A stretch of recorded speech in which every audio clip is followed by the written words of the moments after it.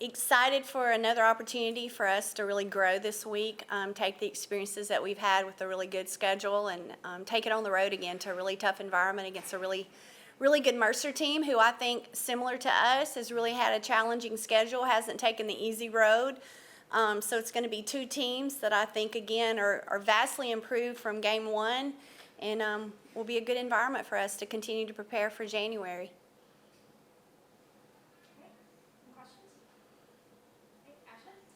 Coach, you mentioned it earlier, but you guys had a tough schedule so far, including a matchup with Utah where you guys came very close to winning. Just what have you seen from your team mentally and physically, just handling the tough schedule, and for the players, just what have you learned from about the team and yourselves handling the schedule? I've loved their approach, and their preparation. Obviously, there are some things, with the experience in Tampa that I thought we were able to improve on, even though we came up short against Utah. I think that they continue to just really try and dial in to each and every opponent, respect everyone, and I've loved how they're trying to go about their preparation and executing the game plan. Seen some growth with that. Obviously, there's some areas that we continue to try to improve on and build on, but love who this team's trying to be. I've said that from day one. I think it's a really interesting time. Those teams that can continue to be about we. We've all asked everyone in our program to adjust to maybe a little different role, maybe fewer minutes, because we feel like we're our deepest team we've had in a while. And so the advantage that can really give us to be less, being more, can really help this team. And we need everyone to continue to buy into that.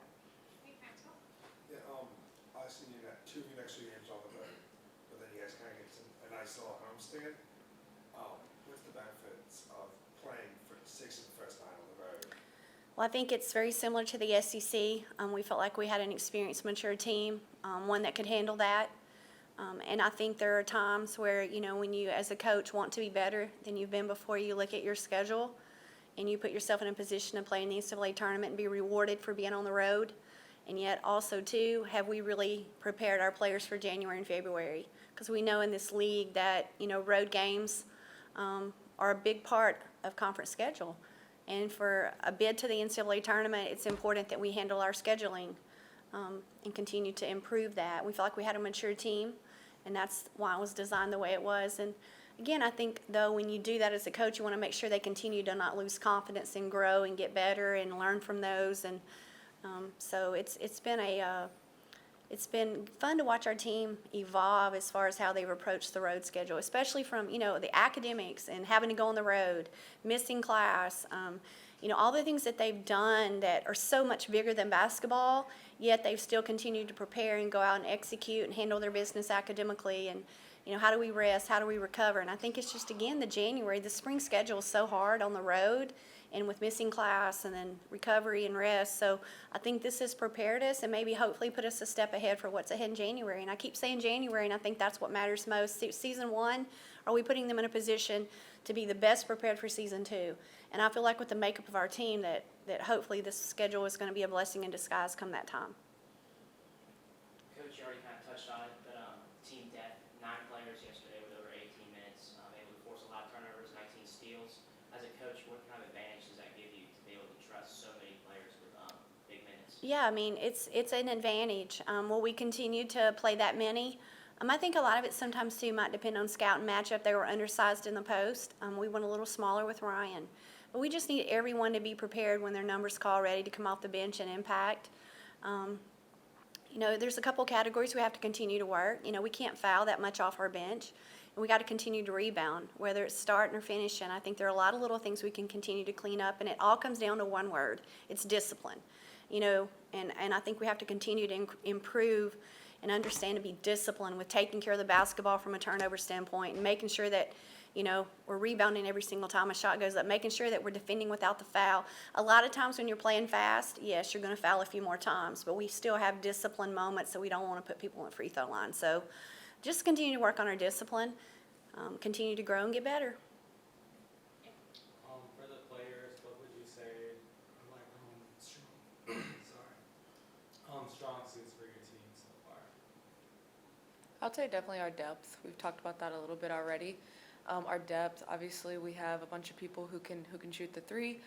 which helps. And then just people who are unselfish and are willing to do whatever it is that needs to be done. I think that's kind of been the mentality of a lot of people on our team, just willing to do the gritty things, the things that it takes to win. And I think that's something we want to continue to build on.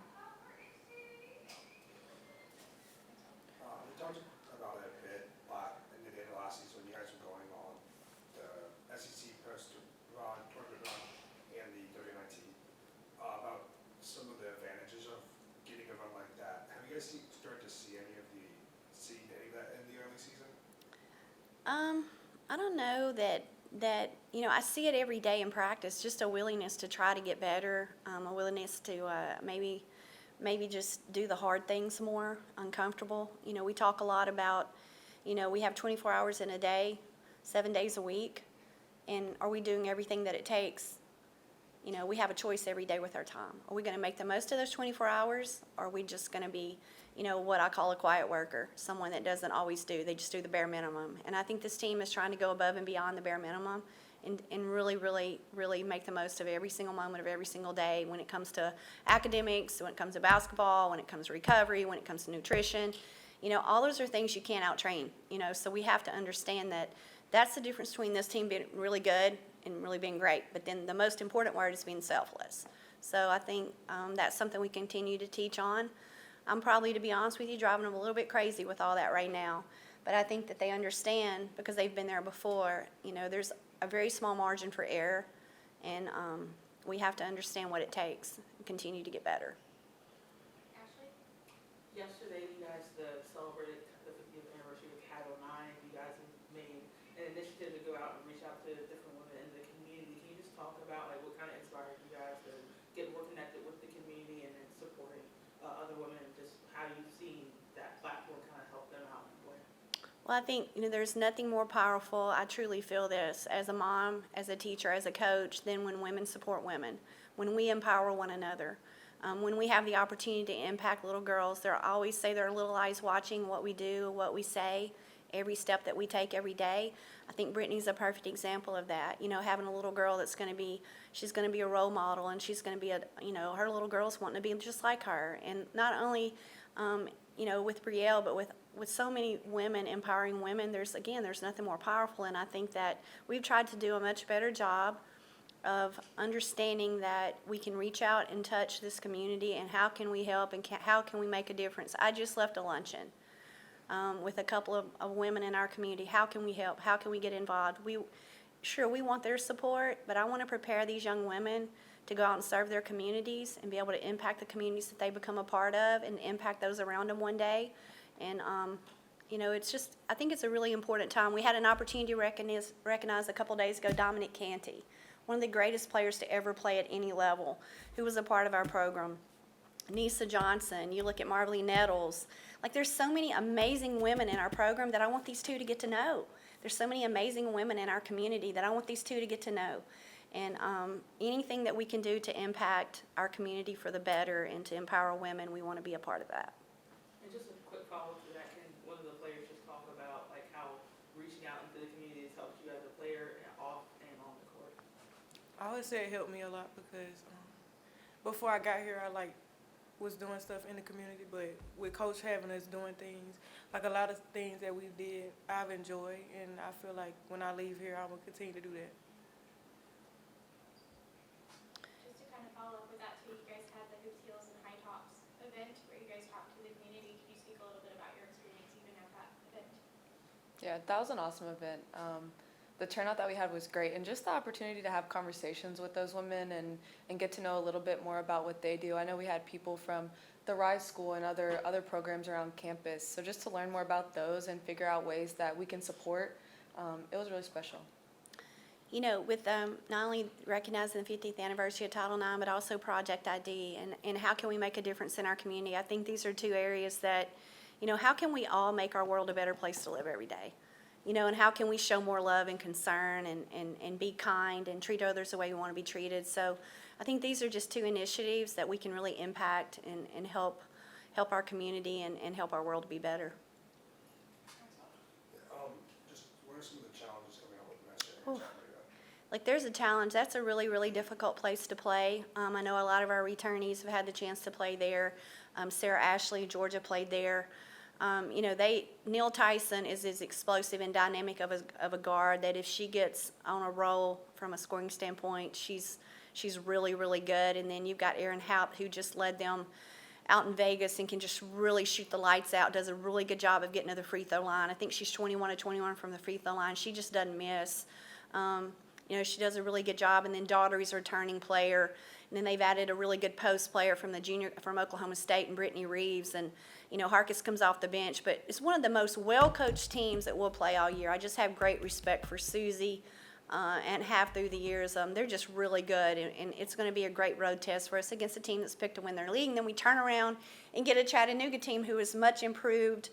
Has the portal's been really good to Chattanooga, and they're well coached, and so we get to play two teams from that league who year in and year out have competed for the league title. So it's going to make us a lot better this week, and we need to respond. It's like I tell them, it's the biggest game of the year because it's the next game, and it's going to be a good challenge for this team. You guys, if I'm correct, you guys are playing some of the teams you played last year. Are you guys kind of using that as like a measuring stick of, obviously you guys are completely different, there's teams, but sometimes a measuring stick of where you guys were last year, where you guys are now? Well, I think so. I think every year in different scenarios, but in the women's game, you do a lot of home and homes. So, the opportunity for us to play in our region, a lot of it's just got to do with we return. But we're excited. Again, they're going to triangle into us. They're going to junk defense us. They're going to play some zone. They may play some man. It's just going to be a really challenge for us because we're going to see a lot of that come league play. So, a lot of people may not want to schedule the top games we are at South Florida and at Mercer, but again, I just see it as an opportunity for us to be more prepared. I think a lot of that, again, depends on the makeup of your team, and I think this team can handle that, and we're excited about it. This is from Mason. With Coach heading into her 10th season this year and playing, he wants to know what y'all's opinion and your response to playing underneath Coach Curry and throughout your respective careers here. Yeah, it's been truly one of the greatest opportunities of my life. There's not a better person to play for every day. We were talking about women supporting women. There's not a better role model for us as young women to look up to on a day-to-day basis. And it's something that's hard to put into words, really. And I'm forever grateful for the opportunity. Yeah, I agree with Hannah. I've been happy to be a part of this journey as well. And I think Hannah said she's a great role model for us every day, and I'm just glad to be a part of it.